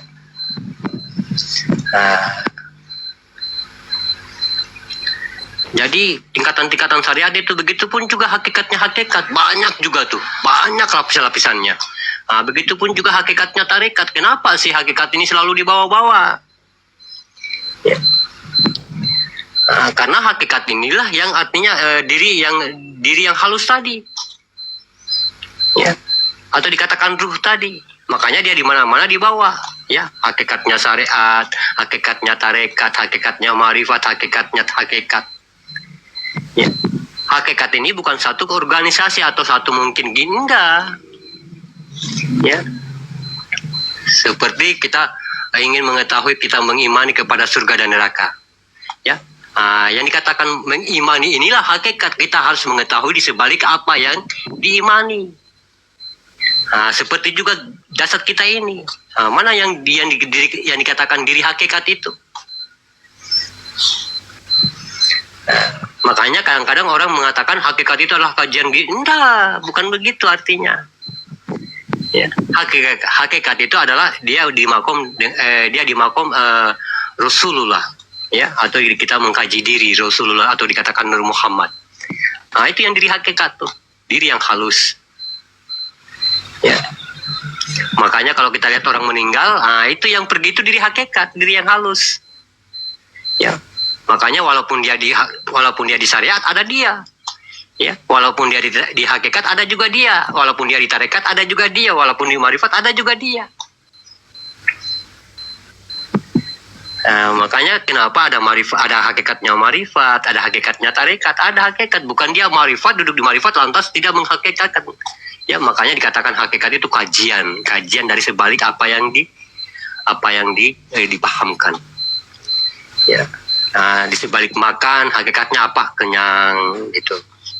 Ya, jadi gitu sahabat beriman ya.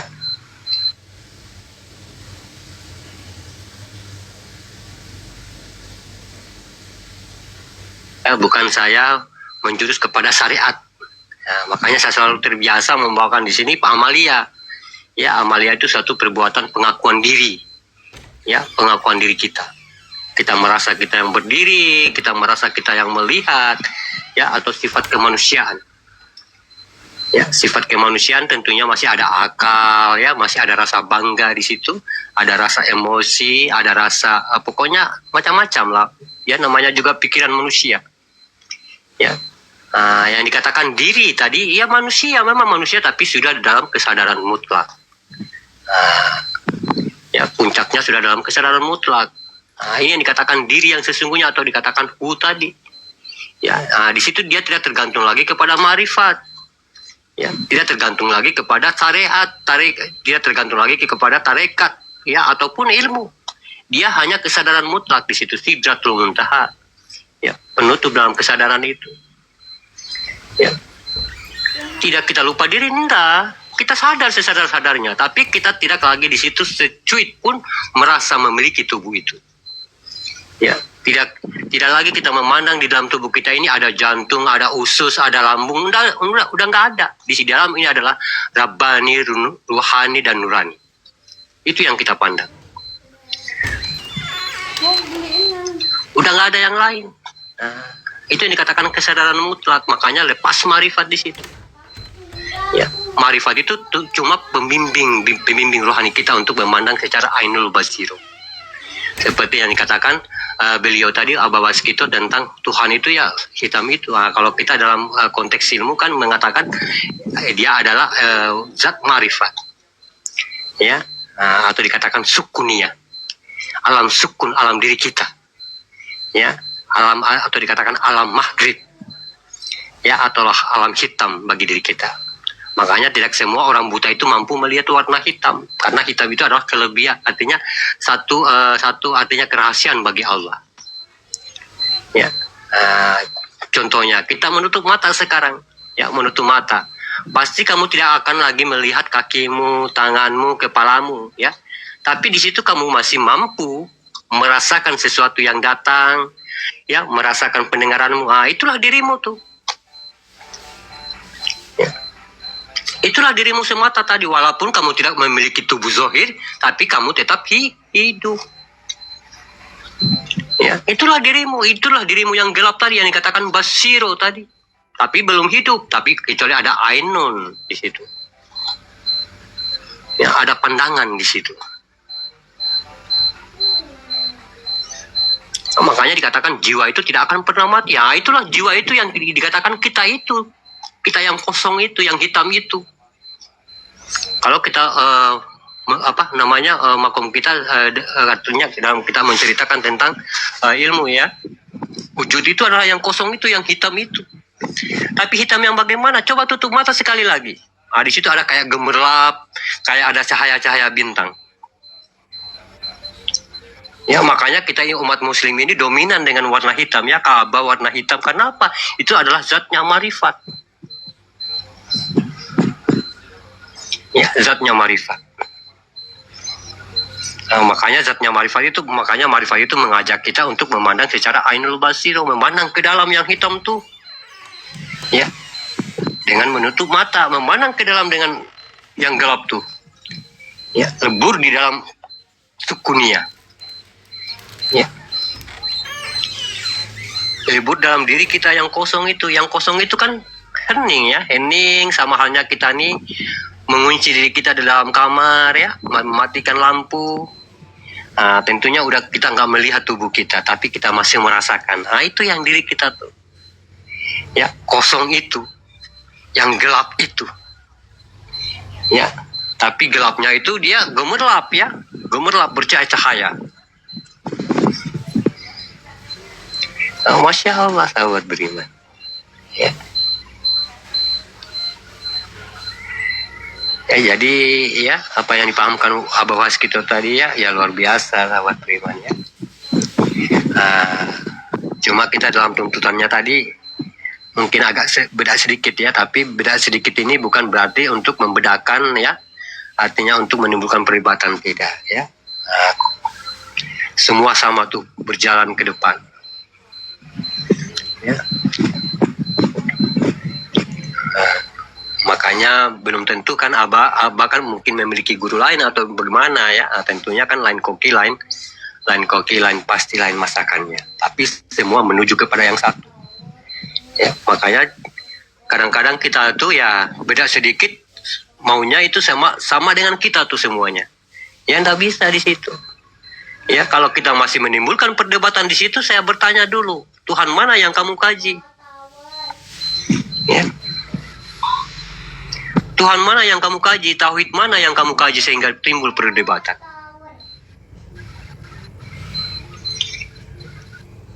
Makanya alhamdulillah sampai sekarang ini Rumia Kanefi ini memang tidak mau orang-orang yang selalu berdebat. Kenapa? Kalau kita sudah berdebat di sini sudah dihadiri dengan makhluk-makhluk yang bertanduk itu. Nah, kalau sudah makhluk-makhluk yang bertanduk semuanya berarti kita sudah setara dengan mereka tuh. Ya. Makanya saya sangat menghindari, walaupun apapun yang terjadi saya sangat menghindari.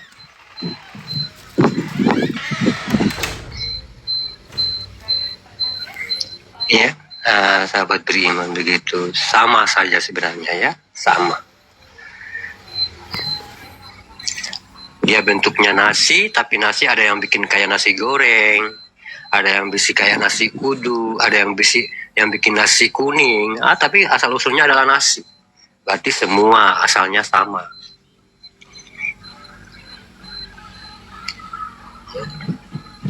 Ya, Masya Allah. Silakan lanjut Abah Waskito, ya.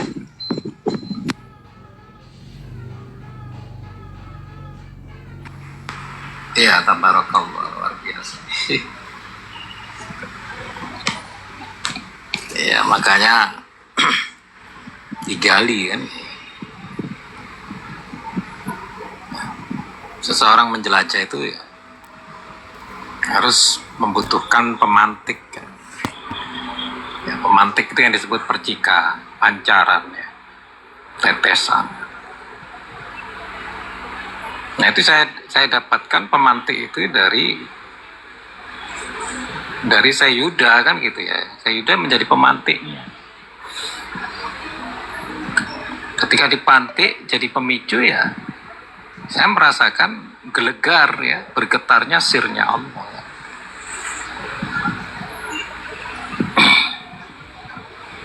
Sebetulnya perbedaan itu kan hak ya, justru menunjukkan Allah. Laisa kamitslihi syai'un. Saya nggak boleh serupa dengan Sayyuda, nggak boleh. Justru di situ mustahilnya Allah dilihatkan kan gitu. Allah itu mustahil.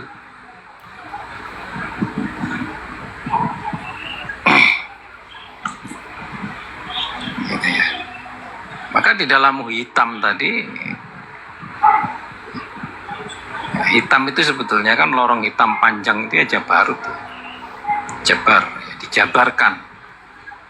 Ya, wujud Tuhan itu dijabarkan ya hitam kelam tadi.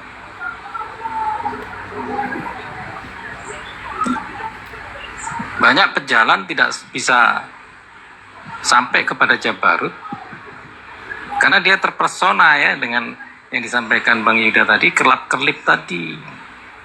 Justru kamu memejamkan mata itu jangan mengejar kelemun-kelemun ya, karena kelemun-kelemun itu memori yang ilusi.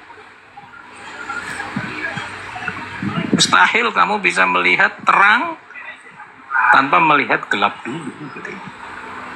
Jadi ya ketika kamu menutup mata mencari hitam dulu, hapus semua kelemun-kelemun itu ya. Nah itu disebut malakut ya. Jabarut yang masih tercampur malakut ya, terjadinya percikan ujian tadi. Kalau kita mau ingin masuk pemurnian ya, masuk hitam dulu. Itulah wujud Tuhan.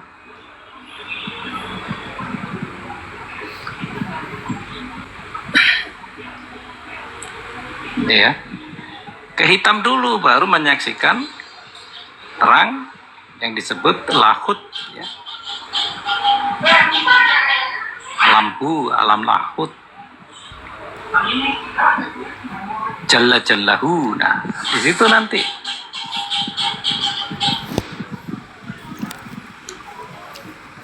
Jangan dinafikan ya. Hitam kelam wujud itu jangan dinafikan. Artinya banyak pejalan sekarang itu tersesat. Nah, tersesatnya itu mencari indahnya daripada mencari sumbernya dulu. Jadi semua yang indah ini tanpa diawali hitam, kelam, itu yang dinamakan fata morgana, ilusi. Kalau mau melihat indah yang sesungguhnya, ya masuk hitam kelam tadi.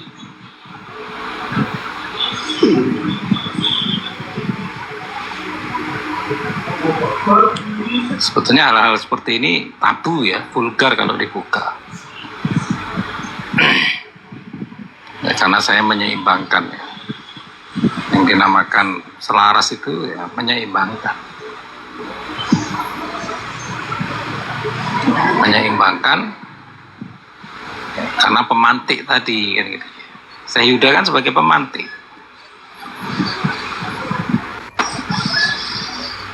Kenapa ada pendapat orang-orang tidak bisa menjelaskan seperti Sayyuda, seperti saya kan gitu ya. Ya, kalau mau menjelaskan Allah, jelaskan menurut apa yang kamu alami. Itu baru hak. Ya, baru hak.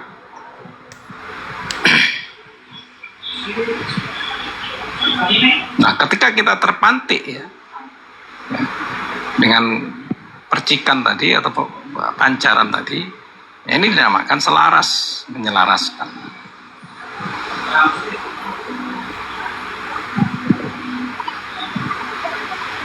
Jadi Allah jangan dijelaskan, tapi kita menjelaskan wujudullah, ya, yang hitam itu.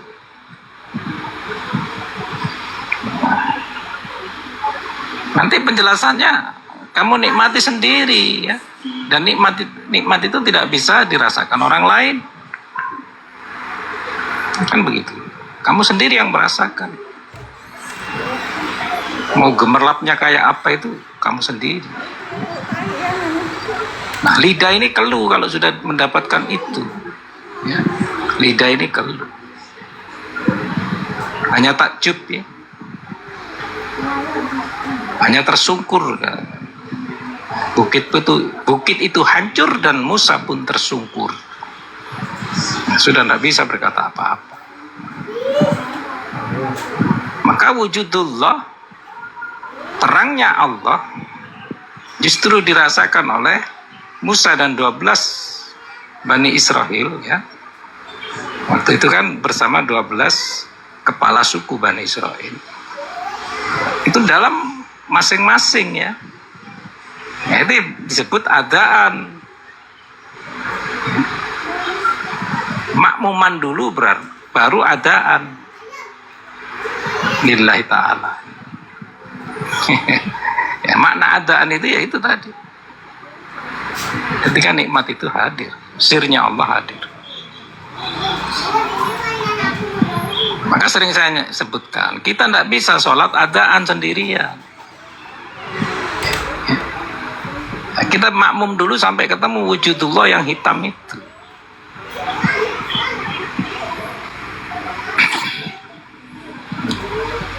Bongkar lagi rahasia-rahasia kan. Tapi ini kisi-kisi ya. Bukan begitu Sayyida. Lanjut Sayyida.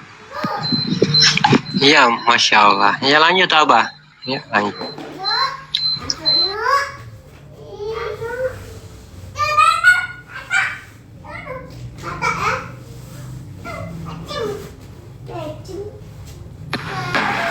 Makanya wujudullah bukan Allah kan gitu.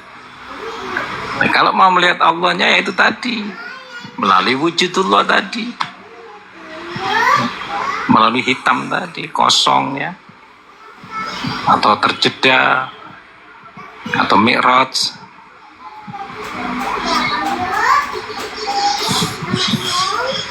Ya, makanya kita merasakan nikmat. Nah, nikmat itu mi'raj turun. Rasulullah merasakan nikmat turun kembali ke dunia kan. Tapi Isra dan Mi'rajnya dalam satu jalur. Gitulah. Nah, kebanyakan dirimu itu ya mencari di luar gitu loh. Nah, itu yang salah. Ya. Di luar itu yang disebut khuldi. Di situ diperumpamakan pohon kuldina. Adam dilarang oleh Allah, jangan mencari sesuatu di luar dirimu, maknanya begitu. Ya, pohon khuldi itu maknanya. Maka batinmu, ketika kamu mencari khuldi tadi di luar ya, batinmu dipenuhi aura negatif. Gitu loh. Penuh sudah ya, seperti busa cuci piring itu ya. Kalau sudah busa itu dipenuhi aura negatif ya dari khuldi, dari luar ya nggak bisa masuk ya. Yang dari dalam itu yang hak itu nggak bisa masuk ya. Bagaimana? Makanya harus takholli, diperes, pembersihan kan gitu ya, agar terjadi wujudullah yang hitam itu. Diperes dulu. Nah, tahalli itu pengisian batin itu yang murni tadi ya, yang disebut hak. Baru terjadi yang gemerlap tadi yang katanya Bang Yuda, tajalli. Ya, maka tajalli itu nafsi-nafsi. Ya. Dan di situ terjadi lidah keluh, nggak bisa diceritakan.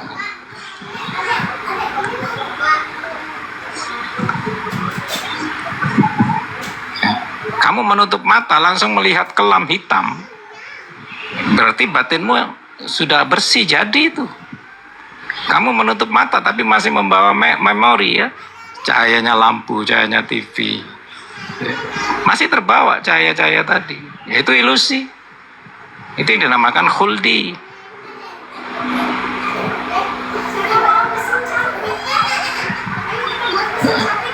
Kalau itu yang berperan, nanti terjadi bertanduk tadi yang disebut Dajjal. Gitu ya. Nah, disitulah Adam tergoda oleh iblis karena banyak muatan dari luar dirinya. Nah, dirinya itu sudah murni, sudah wujudullah. Karena kebanyakan memasukkan khuldi.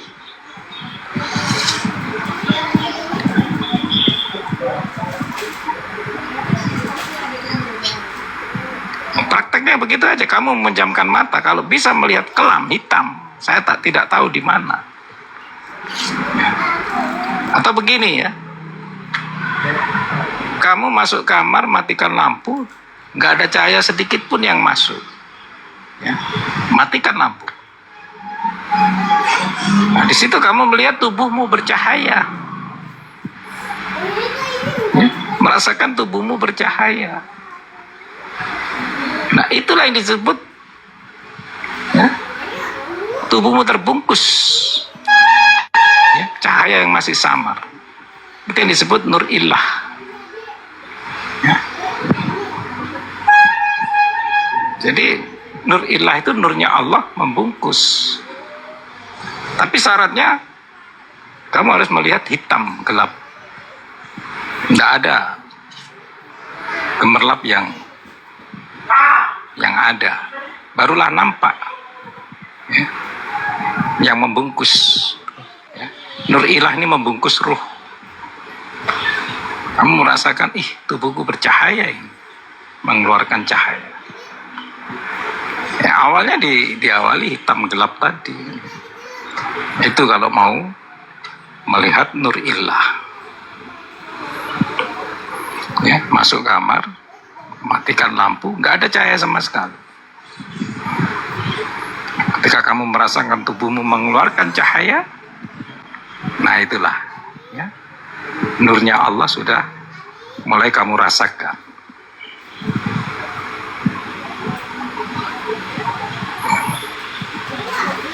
Ya sebetulnya begini ini harus talqin ya.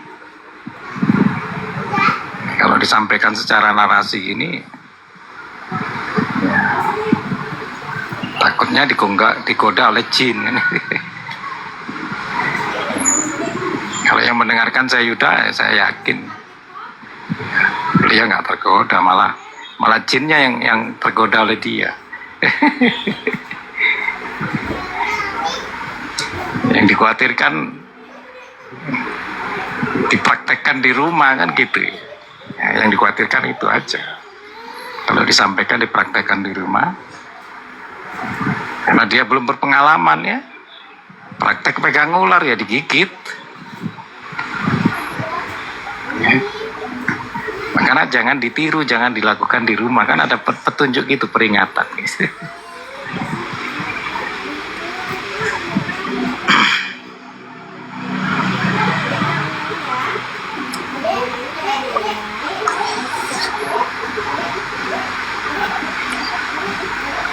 Ya itulah makanya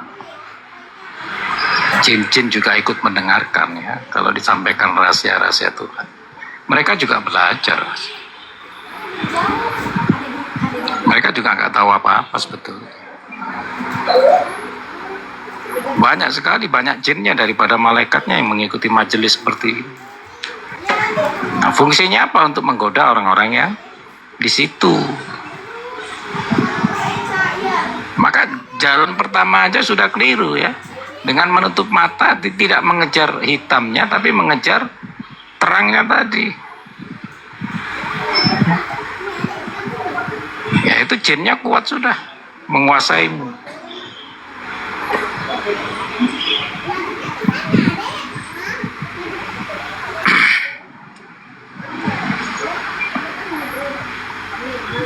Ya, batinnya belum bersih, belum kosong, belum suwung kan gitu.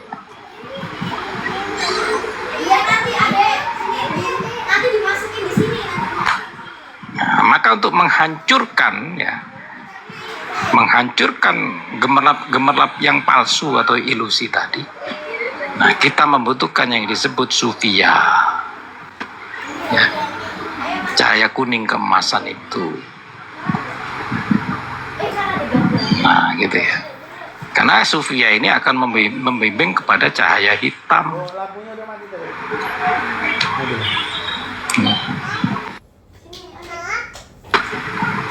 Atau cahaya hijau, hijau tua. Sayyiduna Khidir. Nah, justru yang membimbing beliau untuk menuju yang hitam tadi. Cahaya sufi kuning kemasan itu yang disebut mutmainnah, jiwa-jiwa yang tenang. Ya. Nah, jiwa-jiwa yang tenang itu akan mengiring kepada hitam. Ya. Hijau tua akan mengiring kepada hitam.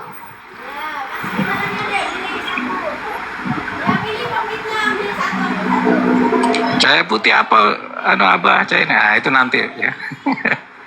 Cahaya hijau, cahaya biru, putih, merah itu nanti ya.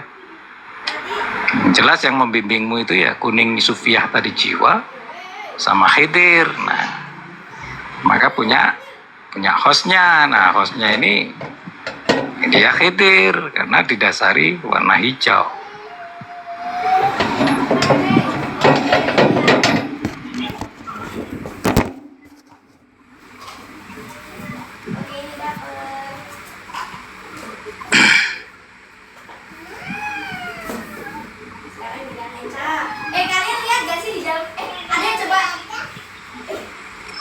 Ya, siap. Jasmani itu akan terkuras ya menjelaskan begini. Saya kalau biasanya habis ngomong gini makannya banyak. Ngopi gitu ya.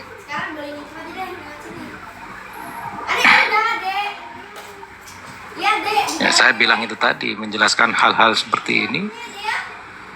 Ya, jasmani atau fisik jasad ini ya harus siap juga. Kalau nggak siap ya hancur, meledak jasmanimu kan.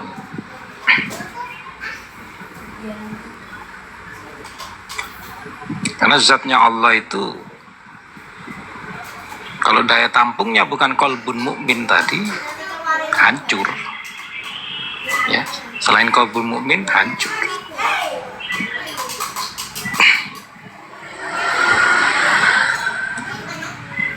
Maka kalau kita sudah merasakan naik ya, hal ini naik, nah, diturunkan dengan sholawat. Sallallahu ala Muhammad sallallahu. Tenang lagi, calling down.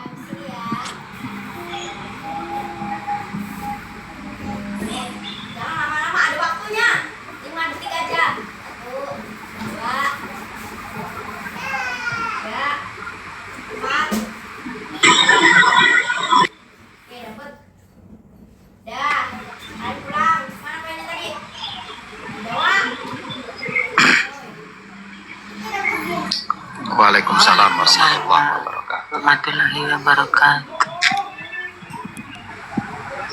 Silakan Bunda, diceritakan hijaunya itu apa itu? Enggak tahu. Lanjut aja, Bang.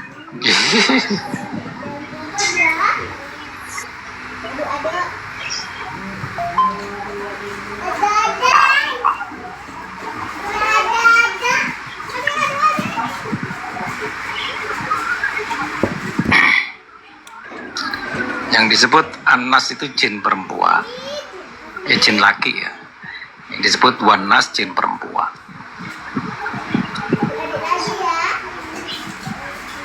Makhlukul jin, nah, jin dulu. Jin berdirikan dengan nas, ya, insan, insi.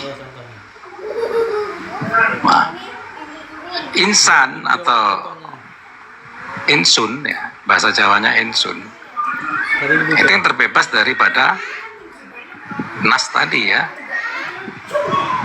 An-nas ya jin laki, wan-nas jin perempuan. Karena nasut ini ada dulu ya. Alam jin itu kan alam nasut. Nas. Nah, disebut nas itu alamnya jin. Nah, beda nas dengan insan ya. Nah, kalau insan manusia yang sudah tidak bisa diganggu jin tadi. Insan.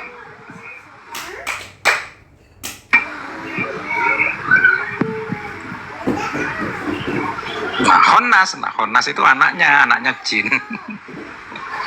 Anas jin laki, Wanas jin perempuan, Honnas anaknya jin.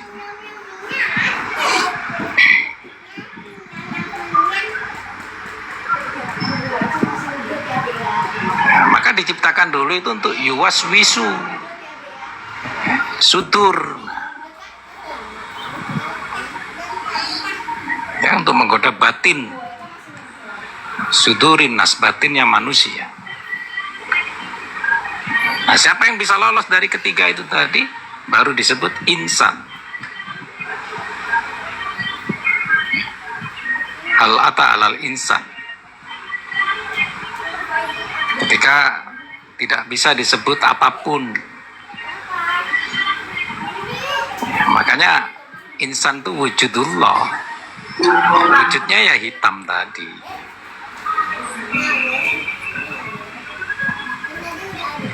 Ya, wujudnya hitam tadi.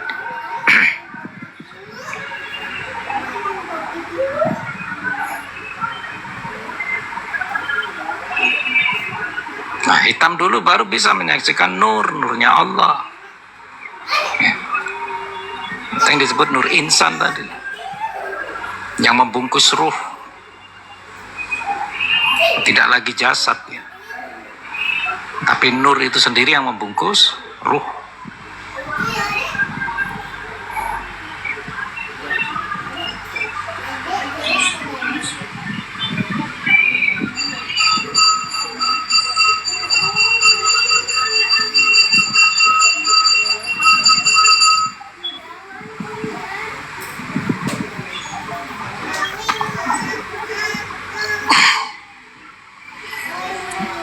Ya, turun. Yuda, Bang Yuda. Iya, di sana udah jam 11:30.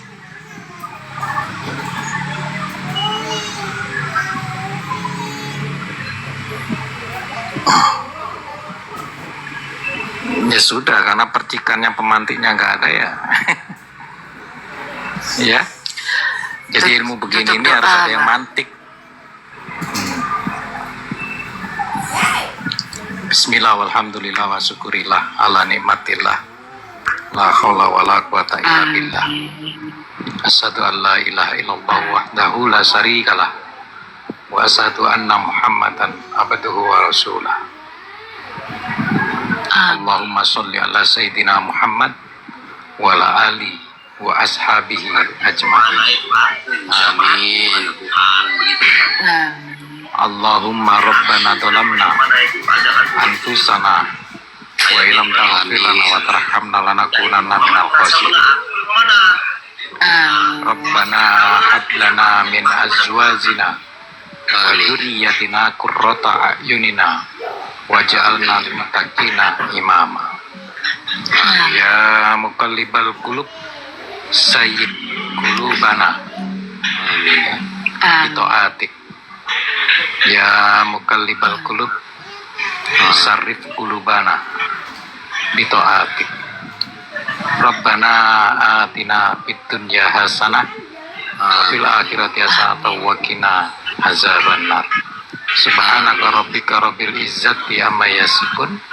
Wassalamun ala mursalin walhamdulillah rabbil alamin. Bisiril Fatihah. Bismillahirrahmanirrahim. Iya.